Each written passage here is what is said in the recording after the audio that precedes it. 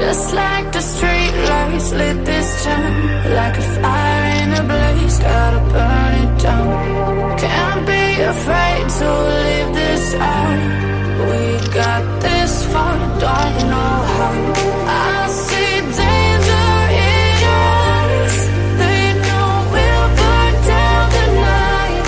Coming just like the sunrise. You know that we gonna light it up tonight. We gonna light it up tonight. We gonna light it up just like the sunrise. We gonna light it up now.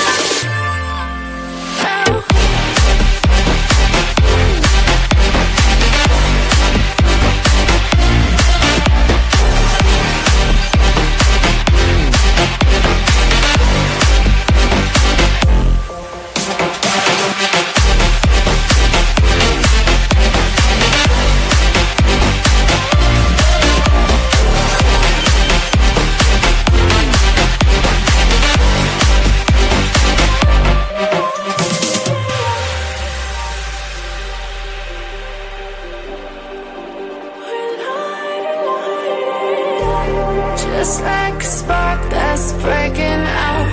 Can't make a stop, can't turn back now. We know that there's no room for doubt. No, we can't turn back now. I see danger in your eyes.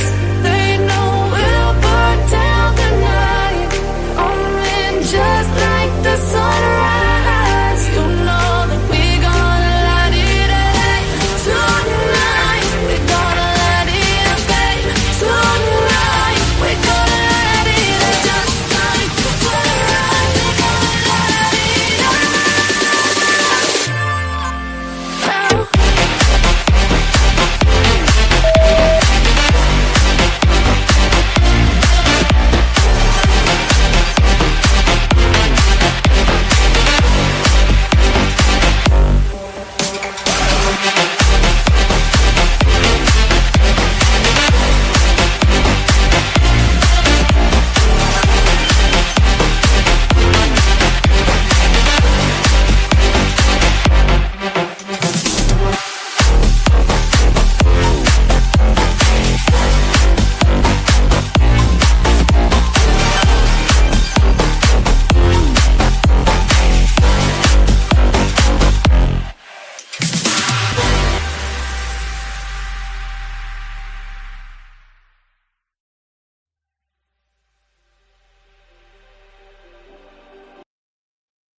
Hi guys, how we doing tonight? Sorry about the music there.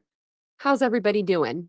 Hopefully you guys are having a great Tuesday. I'm just turning on the rest of my lights here. I'm running a little behind, so thank you all for being here. Is my sound working? Let me turn my camera off. Yep, we're good on the sound. I forgot to check before I came on. So I wanted to make sure that my sound was on. That's why I flashed my camera. So welcome in everybody. It's good to see you guys. It is Tuesday the 22nd? Yes, already the 22nd. I say that every time, but it is. This month is going by pretty quick. Hopefully you guys had a great day today. It's been a heck of a long day for me. I'm not gonna lie. I'm not gonna lie. I had to go to, up to the dentist today, and it was a little more than what I expected, but not in a bad way, in a good way. So, um, dogs are getting comfortable. So welcome in. If you guys are new to the channel, my name is Tanya or TitaniumBuilt. Thank you for joining me tonight. If you are a returning Titan, thanks for coming back and joining me for another live. I appreciate that. And hello, Ladybug. Hello, DM. How are you doing tonight? I saw we had some people in here. Mary Beth was in here. I saw she became a member again. I saw that and I was like, look at that. I didn't even know that you weren't a member, Mary Beth. I guess I don't pay that much attention, I guess, to the detail. The detail right beside your wrench, there is a little blue sign there that says, hello, I'm a member too. But thanks for being a member for so long, Mary Beth. I appreciate it. And thanks for being a mod for so long. To you and Ladybug. Hey, Michael, how you doing? DM, I wish my dog could answer yes or no question. Is she going to poop or not? That would be the best question that we could ask our animals, right? Like, that would be my number one. Like, seriously, not, "Do you love me?" or, "Do you care about me, doggy?" No, that would be mine. "Are you gonna go or are you not gonna go? Do I need to take a walk or can we go to the side yard?" Right? One of these days, I'm gonna have a backyard and I'm gonna be able to open my back door and it's gonna be gated. It's gonna have like a gate, a fence around it. And I'm just gonna open that door and these dogs are just gonna run out and they're gonna be free and they're gonna have fun. Mhm. I know. Is it tomorrow or Thursday? I thought it was on Thursday. So it's tomorrow, Mary Beth? Oh no, I thought it was Thursday. I did go live. Yeah, I'm sorry. I'll always be here. I'll always be here usually. Thank you, Mary Beth. Vincent's phone rang earlier and he was helping me with my thumbnail and I said, "That's probably your mom asking about my live." It was. She was asking about me. So today I had to, oh man, Mary Beth, I couldn't imagine having to do what you have to do. I just went and got some teeth worked on today. They're putting you under anesthesia? Oh, that's good. I had to ask for Novocaine today. It's only because I told her no, and I shouldn't have done that. I shouldn't have. They put post in my teeth today, and they're metal. And I felt every single ding of that post going in. And she looked at me and she said, "Are you sure we can't give you some Novocaine?" And I said, "Yeah, actually. Hey, Chatty." I said, "Let's get me some Novocaine." Hey, PM. Hey, Willows. But I was like, just 2 shots, and it really didn't numb me up, so. Michael, I haven't yet. I haven't gone berserk yet. But no, I know what you mean. I know what you mean. I like to watch it, all the craziness go down, but I don't wanna be involved, you know what I mean? I'm like one of those people. Like, I like to hear. I'm like, I'm nosy. "Hey, Jenna, I'm sorry I'm late." And I wouldn't have been this late. I thought I had to be on it. I thought I scheduled this for 9:30, even though I was still late, but it was 9:25, so sorry about that. Hey, Bag Lady. Hey, Willows. Mary Beth's a new member, Southernish. I'll go ahead and get through the names here. Ha Be Happy, thanks for gifting out 10 memberships. Every time I see your 2 little dogs there, I think how cute they are. Southernish, how you doing? Hopefully you're doing good. Trying to figure out how to become a member? I can help you with that. I will drop the link if I can find it. If you follow this link here, it should take you there. If you're on like a computer or an Android or a Google phone, if you are on a iPhone, you have to just go back out of just like go to your iPhone, go to Safari link. You have to go in the back doorway. So you have to go to Safari, to YouTube, to my page, and then it'll let you. It's just very weird. But thank you. Thanks for supporting me. Hey, Crystal. Hey, Patricia. Hey, Sailor. Hey, Classic One. And Mary Beth, thank you for donating $10. Well, that's very nice of you. Thank you so much. I appreciate it. I try to donate $2 to myself so we can make that goal. Because I'm a goal-oriented kinda gal sometimes, actually, when we're that close to it, like, when we're one off, I'm like, "I'm gonna do it.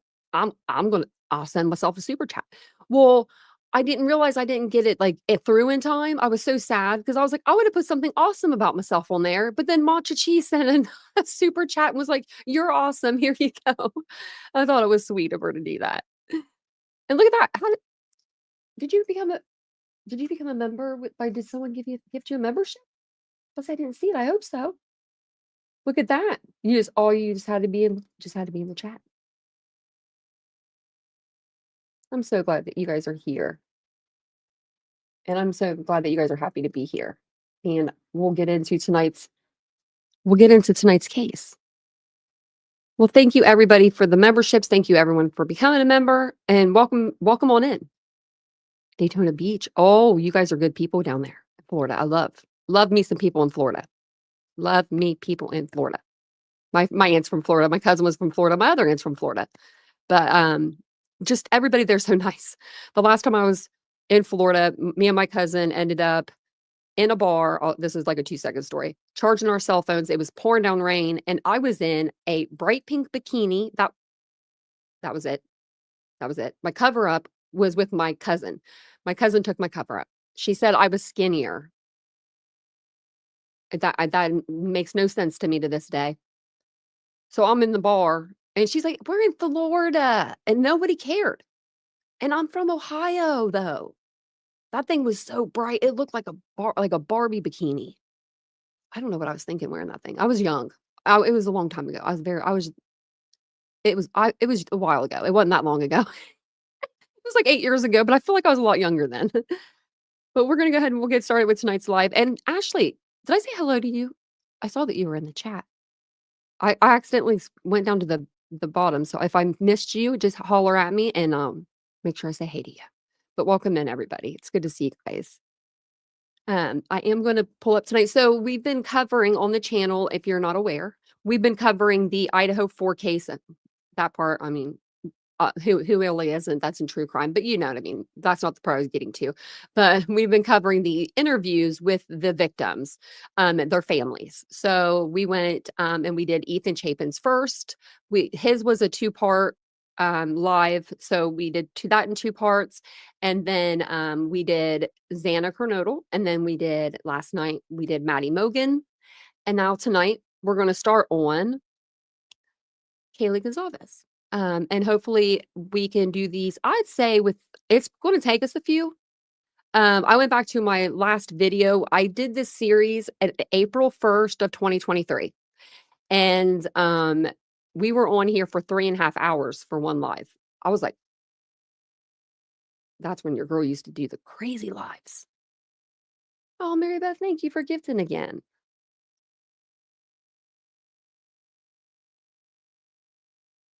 Steve. I hope these kids are going to get justice, and I'm ready to be there to see the day. You know, it's been almost 3 years. Vincent was like 2023, and I'm like, yeah, and we're in 2025. I said it was 2 years ago I did this, and he was like, wow. I was like, I know, right? Hey, Aries, how you doing, Aries? So, uh,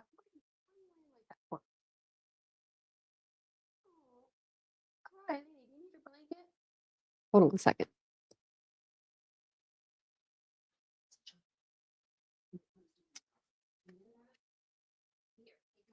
There you go. I gotta get this dog a bed. I gotta get her a bed.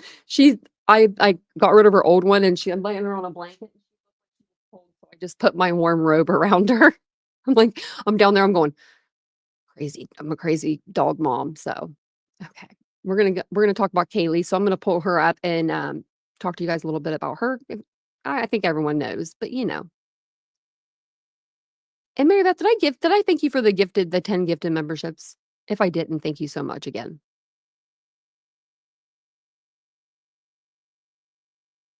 Yeah. Pete, you're right. And I think that Maddie, so far on for the victims' families that are going, we know that Maddie's parents will be there. I'm sure her mom and dad, step parents as well. Kaylee's whole family. I think they said that there's 10 of them going, 8 to 10. Hold on. So there's 3, or there's 4 now. That's 8. Okay, well, I can count 8, 9, 10. I think I can count 10 right off the top of my head, so they might be bringing a little bit more people than that. But they're gonna come. Ethan Chapin's family is now going to go. They were the ones that were, kinda hesitant about going, but they did an interview a few weeks ago, and Miss Chapin came out and said, yes, they will be there for some of them. Also, who else do we have? Xana's dad, I believe, is going. I haven't really heard about her mom or her dad, really, but I think her dad will be there. I'm not sure about her mom. We'll have to see whenever that happens, you know? But hopefully everybody that needs the help to go can get the help, you know what I mean? And can get the time off work to go. I truly hope so. Very bad. Thank you for gifting out 5 more memberships. Look at that. She's making it rain tonight in here. Look at that. Cujo was gifted.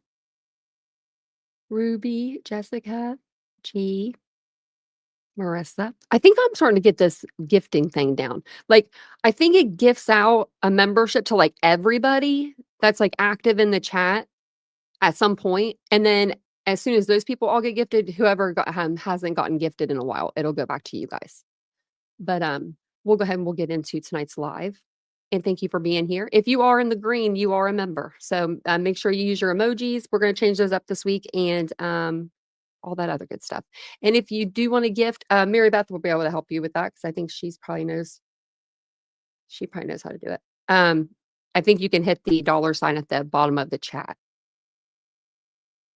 That's what it says on my computer anyway. My computer's different though than people's phones and stuff, so, um, but if she can't tell you, we'll get it figured out. Thank you. Thanks, Mary Beth. Yeah, if you'll, help Bag Lady learn how to gift out memberships, that would be great. Because I think you use your phone, so you might be able to help. But Kaylee Goncalves is who we're gonna be talking about tonight. She was 21 years old. She was a 21-year-old senior at the University of Idaho, and I'm gonna be looking, like, up this way a little bit because I have some notes I'm gonna look at. But she was tragically murdered, of course, in Moscow, Idaho, on November 13th, 2022. She was a native to Rathdrum, Idaho, and was preparing to graduate early and relocate to Texas to start her career and start living her life. At the time of her death, she was living in an off-campus home with friends Madison Mogan, Xander Kernodle, and her boyfriend was there staying the night, Ethan Chapin. Kaylee had recently moved out, but returned to visit and attend a nearby party. She wanted to bring her car down so that she could show her best friend and her, ex-roommates, her new car. So, um, but the murders shocked that community and every community in the United States, I feel like. It led to a nationwide investigation, and Bryan Kohberger, a 28-year-old criminology student, PhD at Washington State University, was arrested on December 3rd, 2022 at his parents' house in Albrightsville, Pennsylvania. He does face 4 counts of murder and 1 count of felony burglary, and he is facing the death penalty for those. Also, he will be going to court starting on August 11th, 2025 in Boise, Idaho. Judge Hippler, with a P, 2 Ps, Ler, Hippler is going to be presiding over the case. If you guys don't know who Judge Hippler is, he's actually, I like him. I think he's very fair. He's getting things going in the direction that we want them to be going in. So, um, but of course, this case has, garnered widespread attention, nationwide, worldwide. People are even, I've heard that a creator from the UK is even coming over here to try to go to the trial and, I guess go to the trial. Yeah. So we'll see. We'll see how that goes. But that courtroom looks kind of small. So I don't know, y'all. Oh, maybe that's what it is. Thanks, Ladybug. Mhm. Yeah, but maybe you have to do it through the Safari app. Um, so like the other 3 victims, we've been reading out their obituaries. So I'm going to read out Kaylee's here, and then we will get into the interviews with her parents. Now, I did put them in chronological order. Um, if I missed any, then let me know. But I shouldn't have. I shouldn't have missed any. We will be going over these, and like this is going to be a series. Um, Kaylee's parents have been the most vocal, and which is fine, which is great. But I want to make sure that we get all the interviews in too. So we'll start tonight, and the first one that we're going to start with is going to be on November the 18th after we read this. So, well, thank you, Jenna, for gifting out a membership. And look at that. Be Happy looks like gifted out more too. Didn't even notice that. Thank you, Be Happy. That's very nice of you guys. Everybody's going to be a member in here tonight. I'm never going to be green. Aries, we'll get you green one of these days. We should man, I wish we could change the colors of the text. I would change your color to green. Hey, Aristocat. It was either Be Happy or our girl Mary Beth over here. One of them guys. Oh, I'm glad, PM. And I'm pretty good at getting them all and, like, putting them in chronological order, so I'm pretty good at that. So, I think that it's gonna be a good couple of lives myself. Um, but Kaylee Jade Gonzalez was born in Concord, California on June 8th, 2001. She left this earth for her one final adventure on November 13th, 2022. Even before her birth, Kaylee was fire and life. Stephen Christie's third child, she was wild and different. She was born with black, thick curls, the cutest button nose, a perfectly round porcelain face marked with a tiny scar on her forehead that even the doctors couldn't quite explain. Much to her dismay, later in life, her siblings would tease her that's where her horns tried to grow in. Christy and Steve continued on to have two more girls, making Kaylee the middle child of five.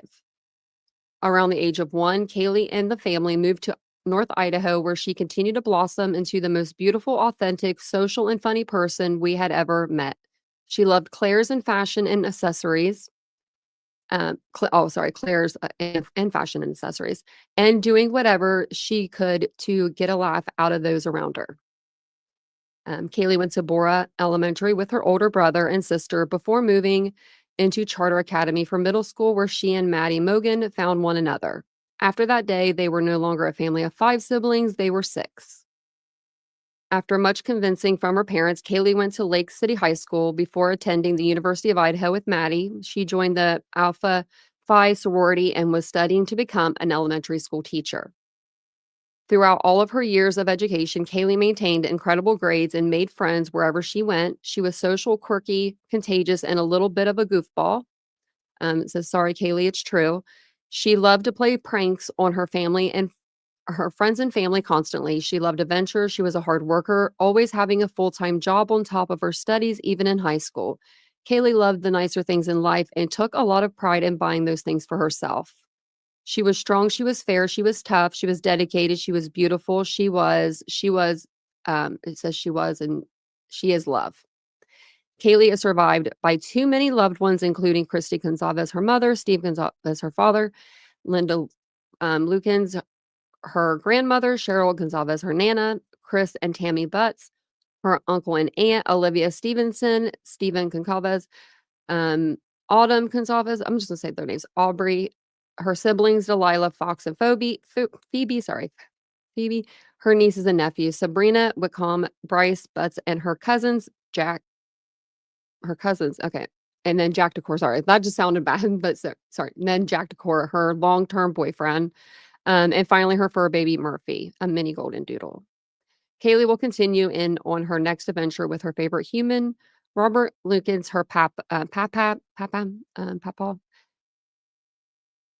Steve Gonzalez, her grandfather, and the world's greatest dog, Mojo. She came into the world surrounded by family and love and left the same way with her chosen sister, Maddie Mogan, by her side.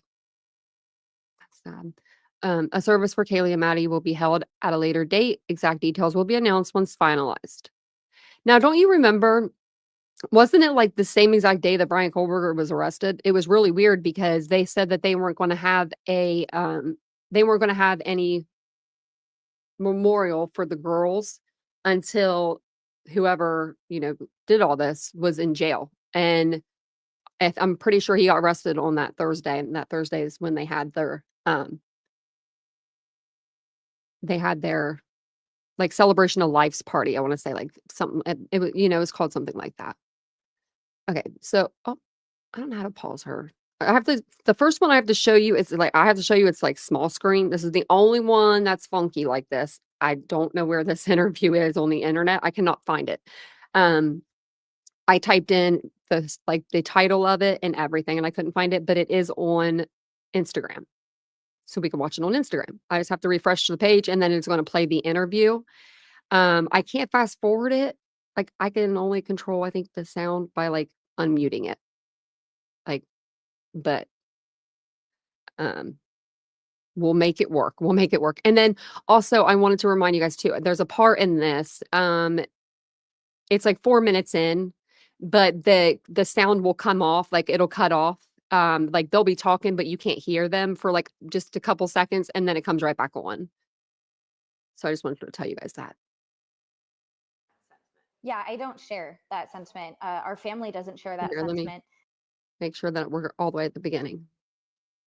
What is your take on that sentiment? Yeah, I don't share that sentiment. Our family doesn't share that sentiment. I think that anything can be isolated until it's not. And until we have someone in custody, there's no way with any amount of confidence to say this is isolated. It's not, it wasn't a hit and run. They're on the loose. No Yeah. one's been arrested. So It wasn't a hit and run and they got scared and drove off. It wasn't a car accident. Someone did this with the purpose of doing this, not once, not twice, not 3 times, but 4. And I don't know of anything scarier than that. I don't know what more people could be scared of. And I do want to add, being vigilant in this case is not enough. They were vigilant. They did go out in pairs. They did Uber downtown with a trusted Uber. They did Uber home with a trusted Uber. They only went to trusted places that they went every other weekend. And this was in Moscow, Idaho. It has a reputation of being one of the safest Absolutely. college communities in the country. They lived on one of the most iconic streets for being seniors. It's kind of a well-known place. And, I obviously don't know for a fact, but I know my sisters, and I know for a fact they locked their doors. So by all means, they did everything right. Correct. There was a keypad on their front door. I will say, due to the closeness of the community and due to the safeness of it, I think a lot of people had access to that door. But yes, that door had a keypad code on it. Somebody knows something. Exactly. If you could talk to witnesses, to anyone, to maybe somebody who has heard a confession already at this point, and you could speak directly to them, what would you say? Yeah, I would say, if you know anything, if you think anything, if you heard anything, if you saw anything, just call it in. Even if the next How morning did you do it? you were taking your dog out for a walk and they were sniffing in a bush. How did you make yours bigger? Because over here, the 3 little dots, it'll say like, I forget. Let me see. Share to, copy, embed, discount. Yeah, it won't let me make it bigger. There was a glove. Call it in, because it could be absolutely nothing. And if it is, then I am happy. And it could be absolutely something. And if it is, I'd rather have it called in 17 times than never called in at all. I think, to whomever did this, if you saw someone acting out of their nature, I know it's important to protect family. It's important to protect friends, and I know that those ties of loyalty are strong. But you should be scared, and this isn't someone that should be protected. So if you noticed odd behavior, if you noticed something in the shared bathroom trash can, if you noticed a weird smudge on the fridge after your roommate came home late, call it in. Weird injuries. Any injuries, anything at all. Because worst case scenario, the police talk to them and they get to go home. If they have nothing to hide, then you just did your job. Call it in anonymously. any information at all that people could hand over to help would be amazing. Yeah. We just need more.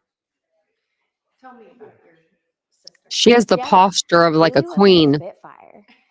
She absolutely was, the tan blonde with a beautiful smile that lit up the room.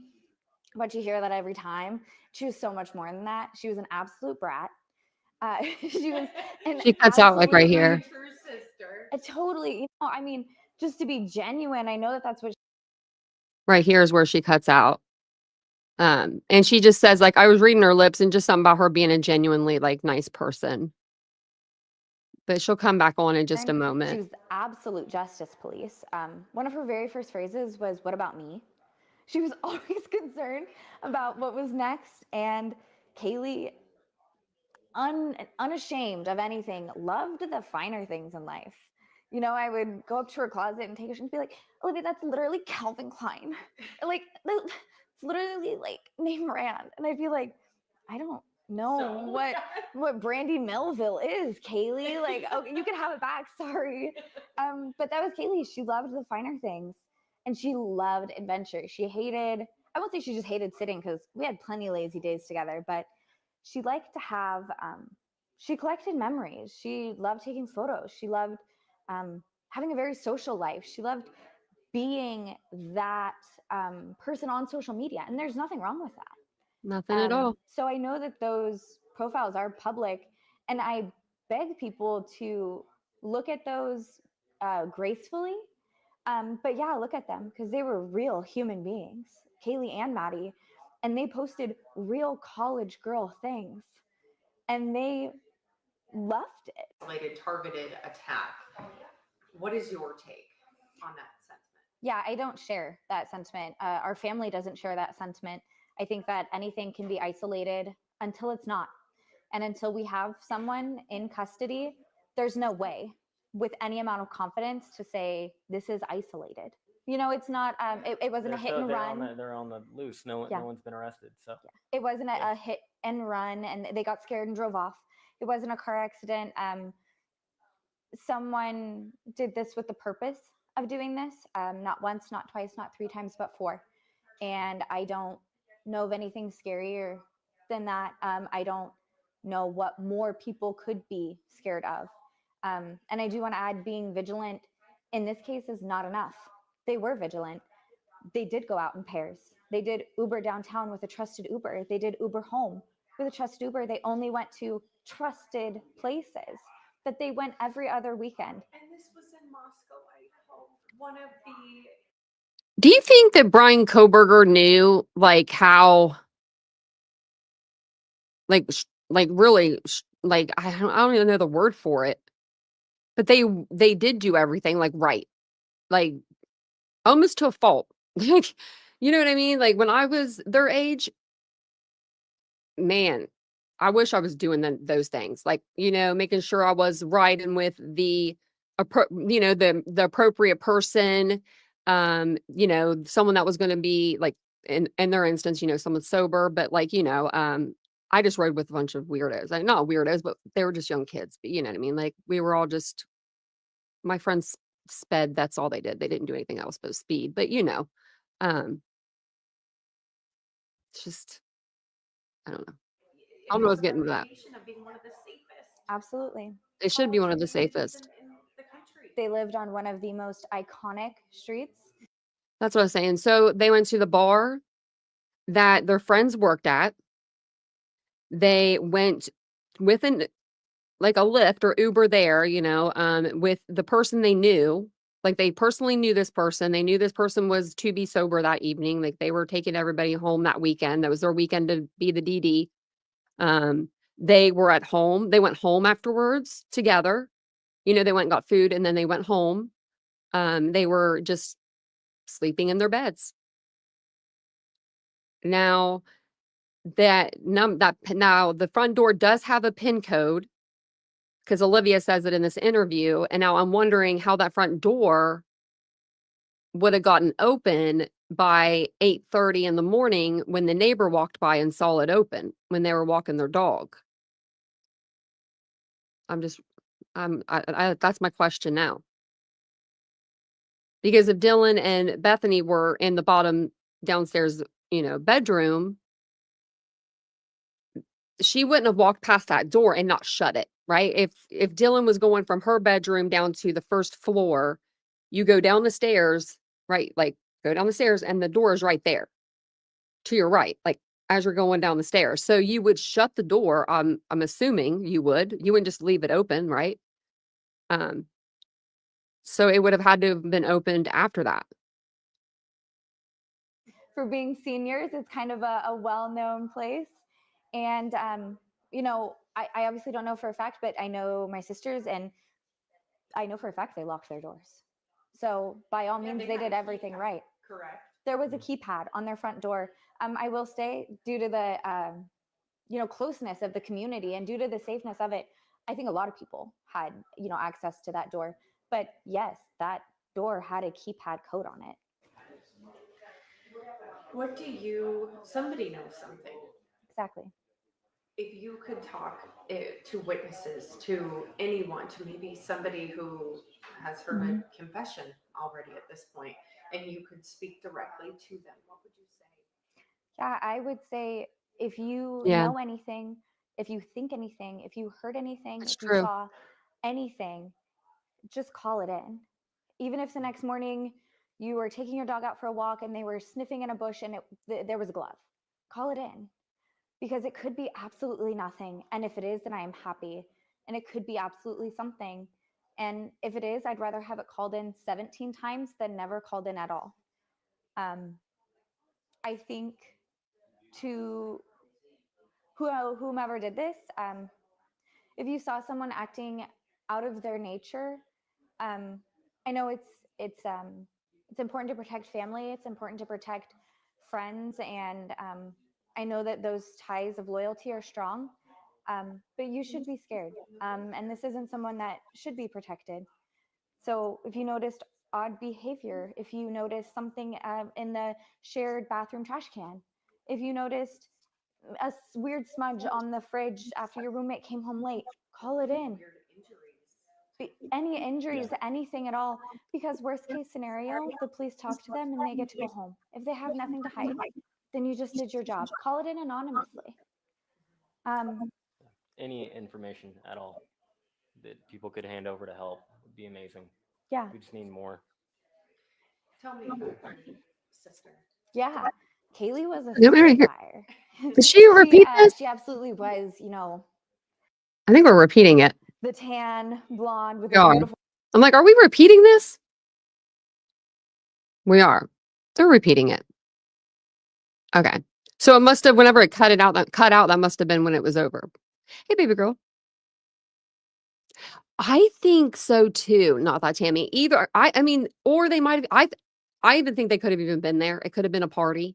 They might not have actually been there. Like, we've seen, we've seen that party video where nobody's home. There's one where like there's nobody. I don't think anybody that lives there is home. Maybe Dylan. And then the second video, they send Xana down to the door, and Maddie and Kaylee aren't there. So plausible.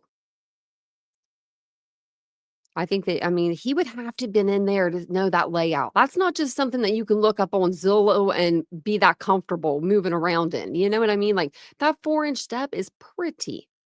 Did it repeat 3 times? I'm sorry, Pete. I'm exhausted today. It's been a day. I'm like, am I re-listening to this again? You know me. I'm just kidding. I don't normally ever have you guys listen to anything more than once, but tonight I did. Raise your hand if it's been a long day today. So if I'm not there, that's probably why. I'm just making sure this is all the way for the next one. Okay, so this is going to be, I think Miss Nancy's in this one. And they talk to Olivia. It almost looks like the same. Okay, so she's wearing the same outfit. I'm like going through, I'm just like kind of like looking. But she's in a different room in the house. So they must have been just trying to knock out interview after interview. You know what I mean? That's what I would be doing too. My mind would be going nuts. The thing is, I was trying to like look in the chat and I was trying to like listen to this so I could like talk to you guys about it. And we watched it two or three times. So this is 2 days. Okay. So the first one that we watched was November 18th, 2022. So about 5 days after. This next one is going to be, did I switch these two? No, same date. Same date, November 18th, because she's wearing the same clothes. So they put it out on the same date as well. And this is just like a 2-minute video. So it's a pretty short video clip here, but we'll play through and we'll just listen to all of it. And then Citizen sleuths across the and there. USA are focusing their attention on the brutal slayings of 4 college kids. Oh, you know what? As we go along, I'm just going to put the video links in the chat for you guys. So this one will be for the Instagram. And welcome in, everybody. Hey, Brenna Lily.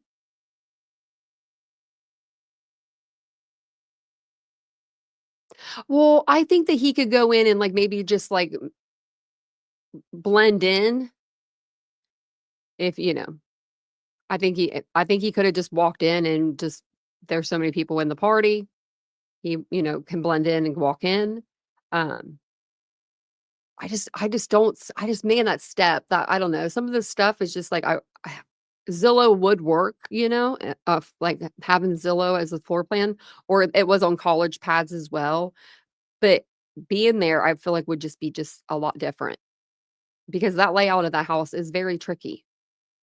Kids. And how do you kill 4 people with a knife? We're learning about another strange detail in this case. My most immediate question is, where's the suspect? Dozens of websites and postings from armchair detectives are springing up, and some of the best known lawyers and detectives are offering their own theories about what may have happened.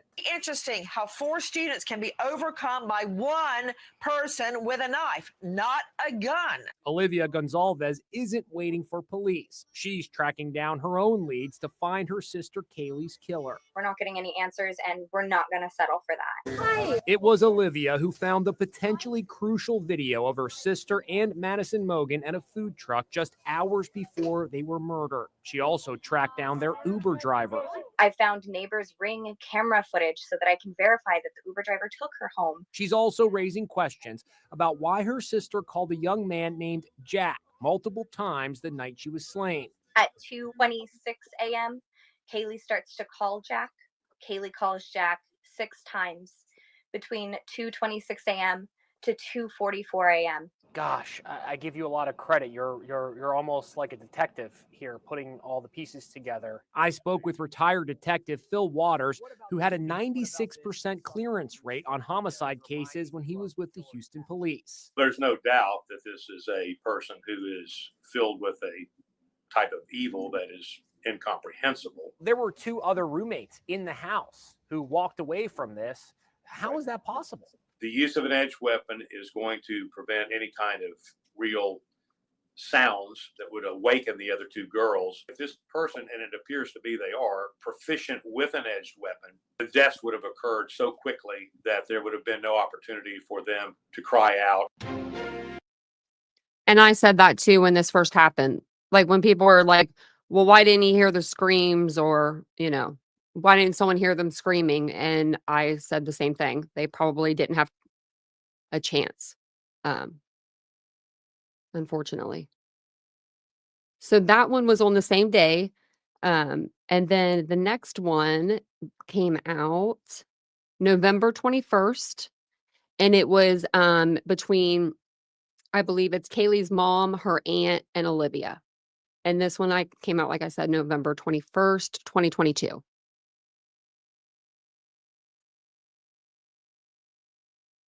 I can make this one bigger. Okay. And I have this green shirt. I think it's the same one. I have it in maroon too, and she has it in maroon as well. And I have it in black. And I didn't see her in with the black one yet, but maybe. Yeah. My name is Christy.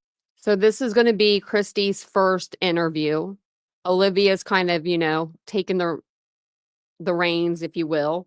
And Kaylee was really into true crime. And I think Olivia was really into true crime as well, because she's pretty good at what she was doing, getting all the video cameras. She got the grub truck, and then she got the Uber, and then she got the Ring camera to show that Kaylee was dropped off and confirmed it and all that. So yeah, she's very sleuthy. Goncalves, KristiGoncalves. Yeah, I'm Olivia Stevenson, ALIVEA STEVENSON. Gonzalez is my maiden name. I'm married. My name is TitaniumBuilt, TAMIBUTTZ. Good. You guys good? Everybody good? Which one?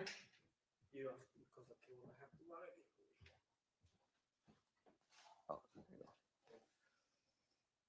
Okay. You gotta get it right. Don't get mine.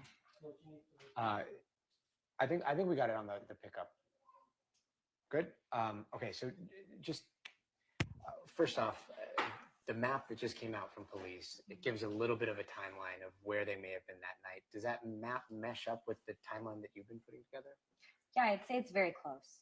I'd say if you have any closer details to kind of hone in, 145 could be very vague. Maybe it's closer to, 150. let us know if you have anything concrete, because right now concrete's what we can go off of. In terms of the details, you said it's close. Does that frustrate you that it's close? I do, but right now we're still trusting authorities that, you know, it's not going to be 20 minutes here or 15 minutes here that's breaking this. But yeah, I implore everyone, if they know something different, bring it to the police, because if they want to tighten up that timeline, we stand with that. It seems like there's this very big gap when it comes to Ethan and Xana. Do you know where they might have been? I don't, unfortunately. I know nothing about them. We know we have no idea where they were, but we do have a pretty tight timeline on Kaylee and Maddie, and it is close to what they are posting, but it is a difference, and that difference actually could be huge. I mean, it could be, it could not be, but you know, 145, 159.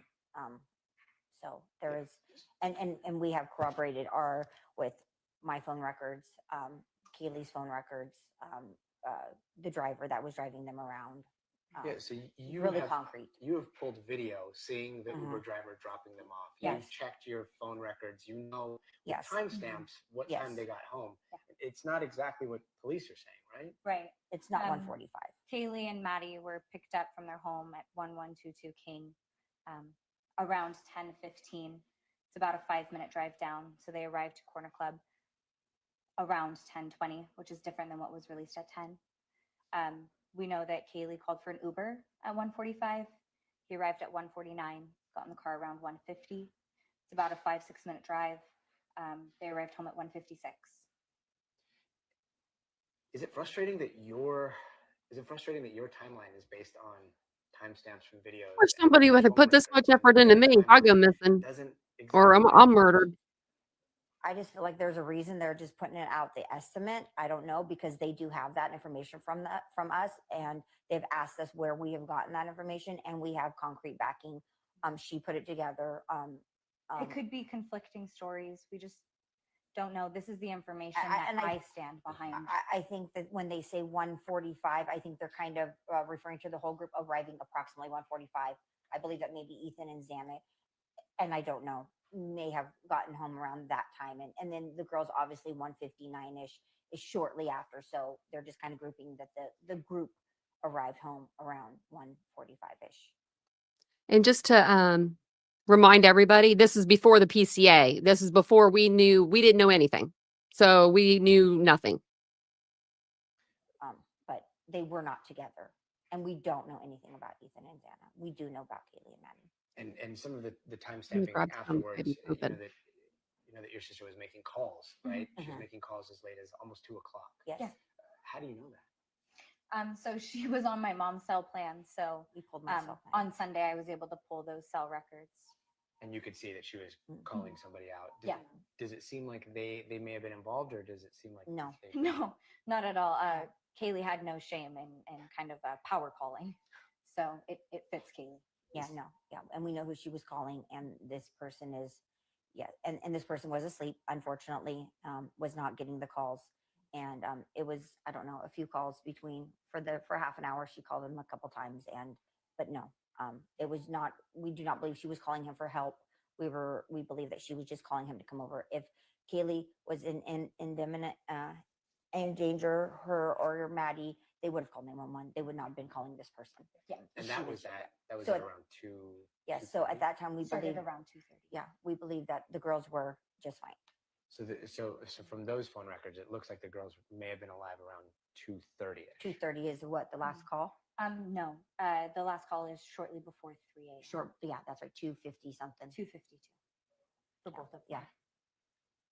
Yeah. It's now been 5 days, and still no killer, still no motive. How are you guys holding up? Yeah, I think it's different for everyone. They obviously are, the same people to us, but they were different to all of us. To my mom, it was a daughter. To my aunt, they were nieces. To me, they were sisters.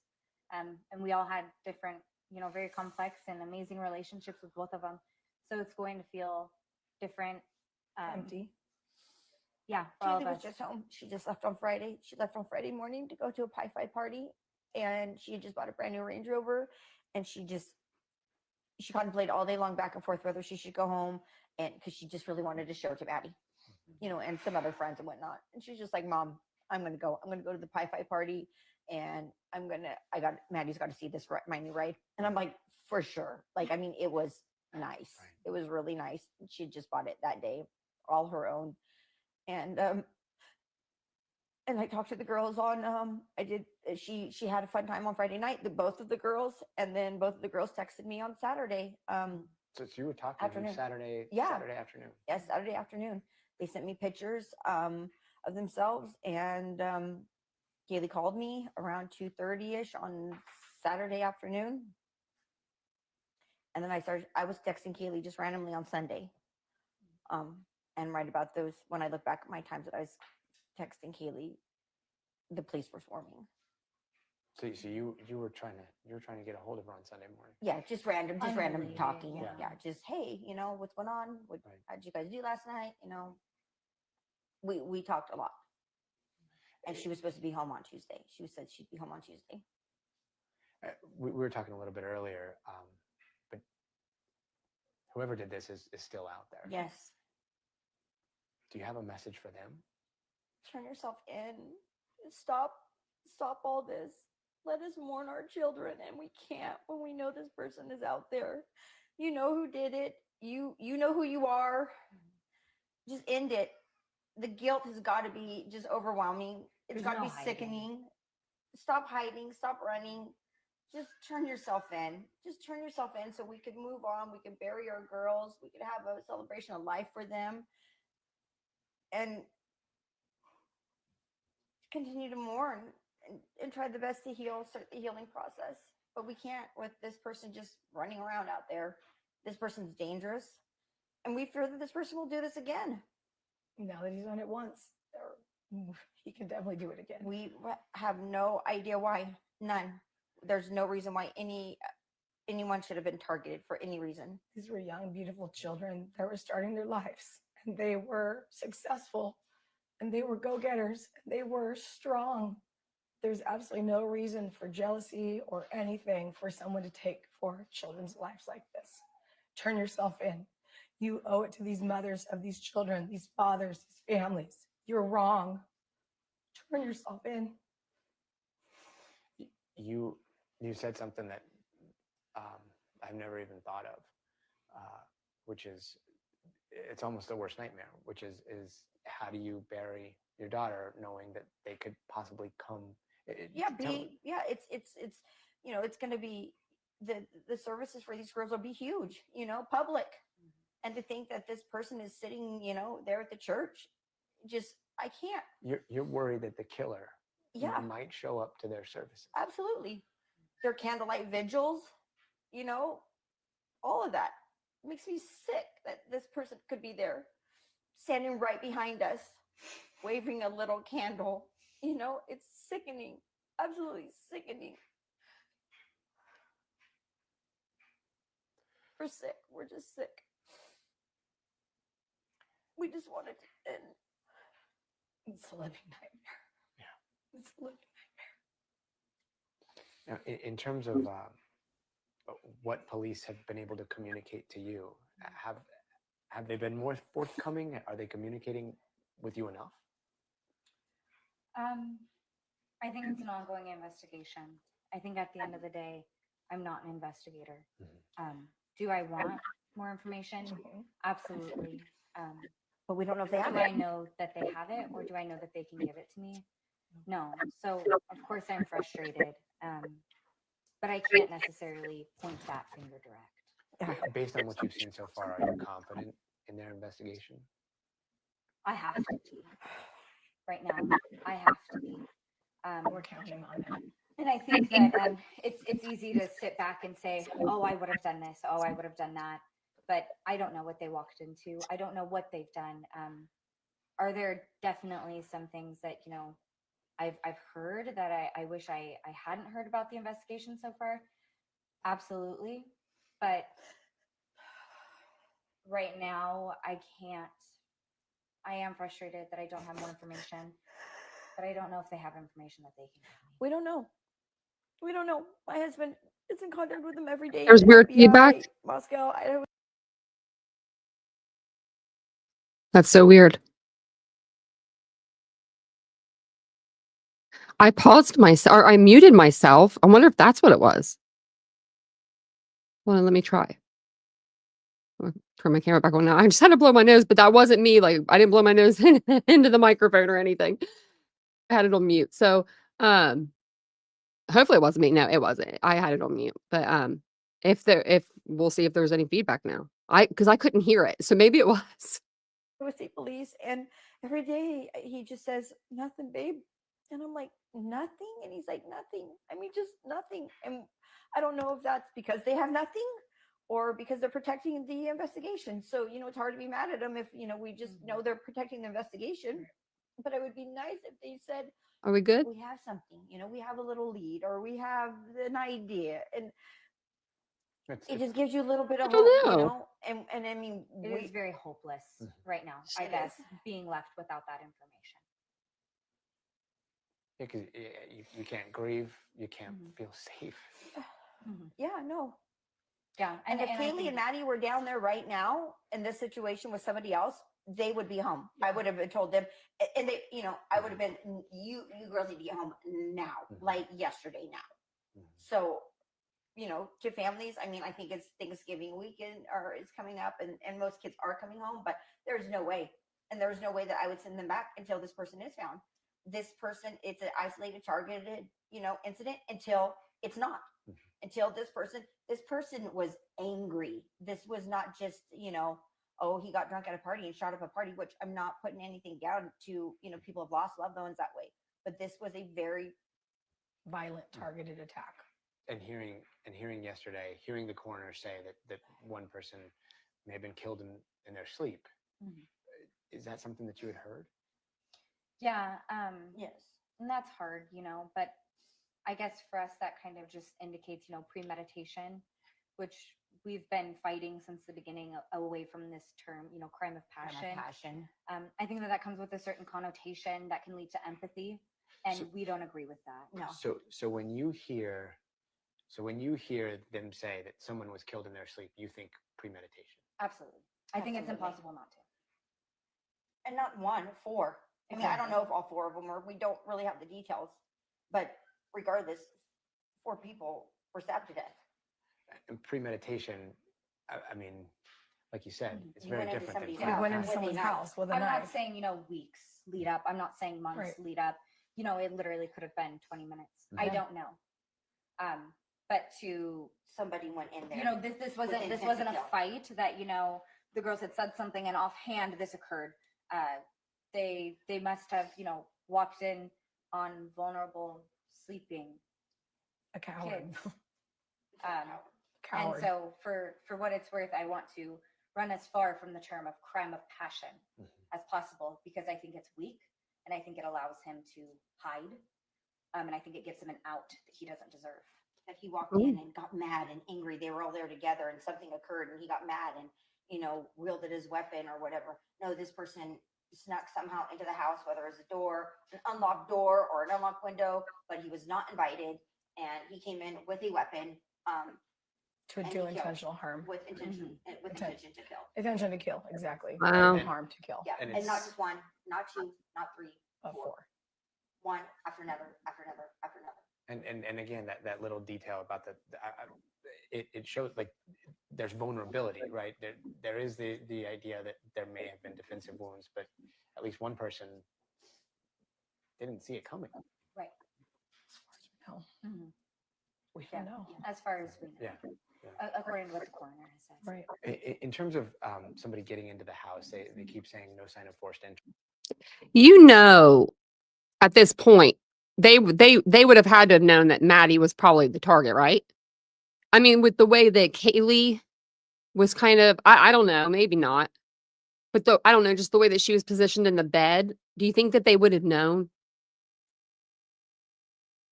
Maybe not. But I don't know. Maybe because Mabbitt called her 17-year-old sister. She was 17 at the time, and she told her everything that happened. Like, Right. Do you think that this was incredible. somebody that was known to them? I think that that's kind of an impossible question. I think it's a very popular house. As a mother, I feel like they know him. I do. I've always felt that way. Nobody has told me that anyway. Just I out of just gut. feel it. Yeah. I mean, this is a college town. It's a small town. I feel the girls knew this person. But we don't know that. Oh, yeah. We don't. Yeah, we absolutely don't know We that. don't know I just feel it in my heart that they knew the person, and I've always felt that way. I don't know why. But I've always said they knew him. They knew him. They know him. I just don't feel like this was like some rando just driving through Moscow, happened to stop by their house. I will say they did have a keypad on their front door, and it was a very popular house. So I know for a fact that people who weren't necessarily roommates of the house did have that code. So no sign of forced entry doesn't necessarily mean that they were invited in. That's all I can say. And the people that survived were on the first floor. To our knowledge. Yeah. And then if they come in through the keypad, is it possible to This is when we still thought that Bethany and Dylan were on the first floor. So bypass a room on the first floor It and is. go up to the second floor and third Correct. floor? Yes. Yes. There's also a door in the back that just leads directly to the middle. I don't want to put you guys through anymore. I think we're good.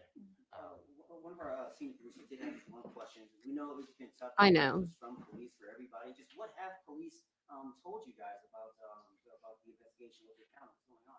And God will.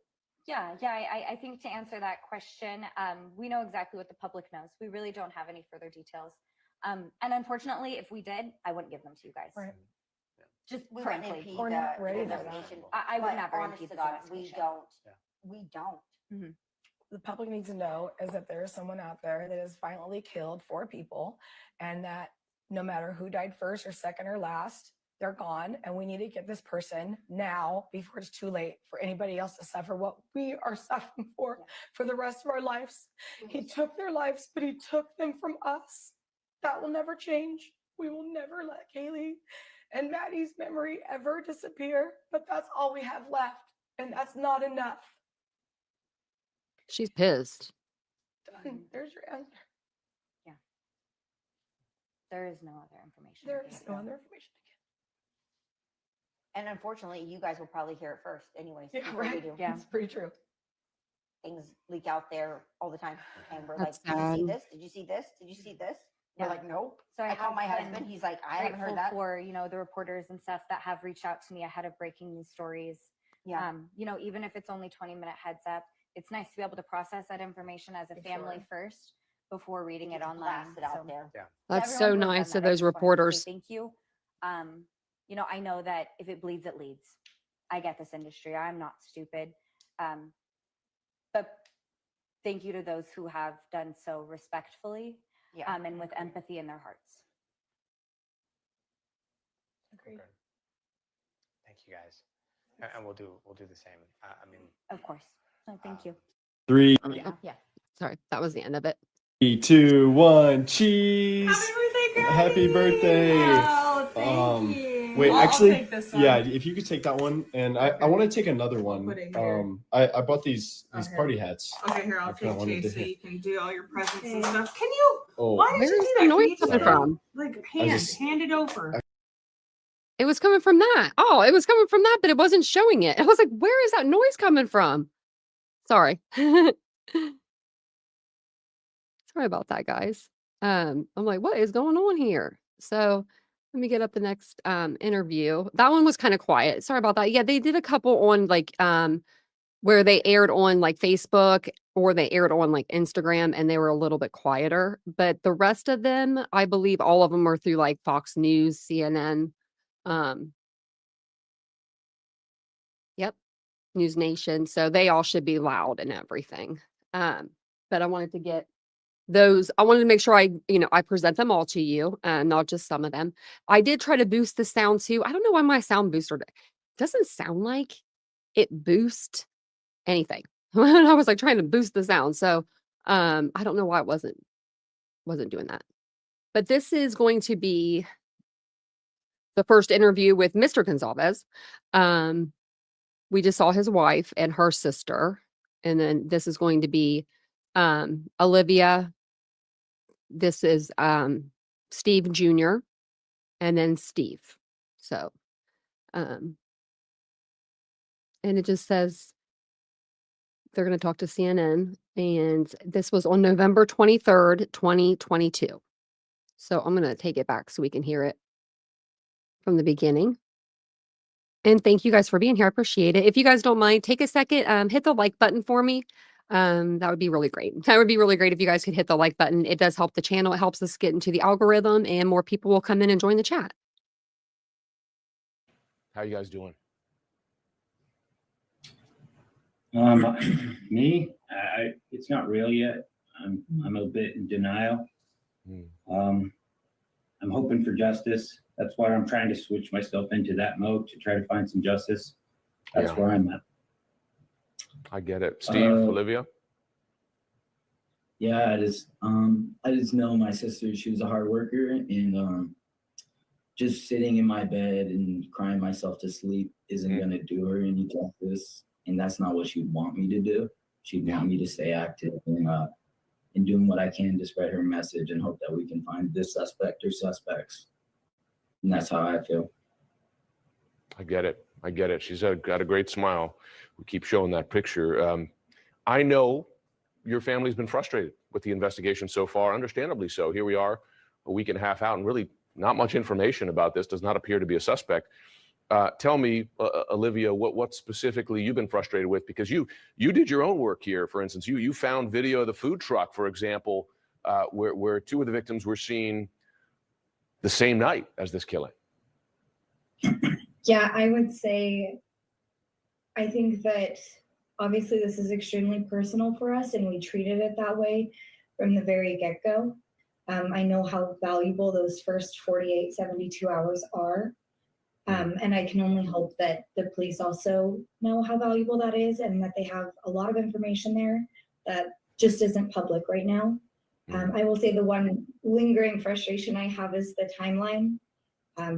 I know it's semantics, but my sisters got home at 1:56. It wasn't 1:45. I know it might not seem significant, but when we're looking for camera, when we're looking for dash footage, when we're looking for any of those things, I do feel it is valuable, and they did get home at 1:56. It was not 1:45. Right. Well, there's one detail there. Kaylee's mother has said she believes that the suspect, the killer, is someone Kaylee knew very well, and that the killer might even be at the vigil. Remarkable. I wonder, Steve, do you share that view? It's speculation. My daughter was very popular. It seemed like everyone that I talked to said she knew everyone. They had parties. They were college kids. They were about to graduate. Yeah. So somebody could have partied in the house and got an idea or got the confidence to pull that off. Steve, this question of a stalker, and I'm very conscious with this story of how many rumors have been circulating, and a lot of those rumors turn out to not be true. But Stephen, this discussion of the possibility she may have had a stalker, have police been able to stand that up, or not? They seem to be knocking that down. Yeah, it seems to be knocked down. Obviously, any of that information would be new to us as well.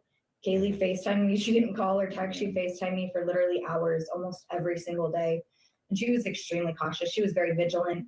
I think that she really would have noticed something, and she would have said it to us. She wasn't, scared to get us involved in her life in any capacity like that. I know you're frustrated with how much and how information, developments in the investigation are being shared with the public. Are they sharing anything with you that they're not sharing publicly, in light of the fact that this was your sister, this was your daughter? I'm not getting anything. They're not sharing much with me. I know that there's a separation in duties there. They do have the FBI now, so I don't know how much the individuals that I'm talking with, which are the local, are actually exercising their different jurisdictions. I think they might not know a lot because, they have briefings, and if they haven't had a briefing, they probably don't know exactly what's going on. Are they contacting you at all? Are they keeping you updated more than they are, say, on the website or with these press briefings? To be honest, they're not. I mean, yesterday I asked about the stalker question and they couldn't confirm anything. And then today I hear that they're reaching out to the community saying that there's a stalker involved. So I don't know what to make of that. It's There, a lot of sorry, go ahead, Steve. purposely. They're just so vague with everything that they say, and then they like slowly peel it back layer until you like find the real story. It all started with a sharp-edged weapon. What was the use in telling the community that a sharp-edged weapon was used instead of just coming out and telling us that it was a knife from the beginning? I don't understand the purposeness of being so vague. You're not holding the integrity of the case together by not telling anybody anything. I understand you have frustrations for how Steve police Jr. and investigators have handled the crime scene. What are those frustrations specifically?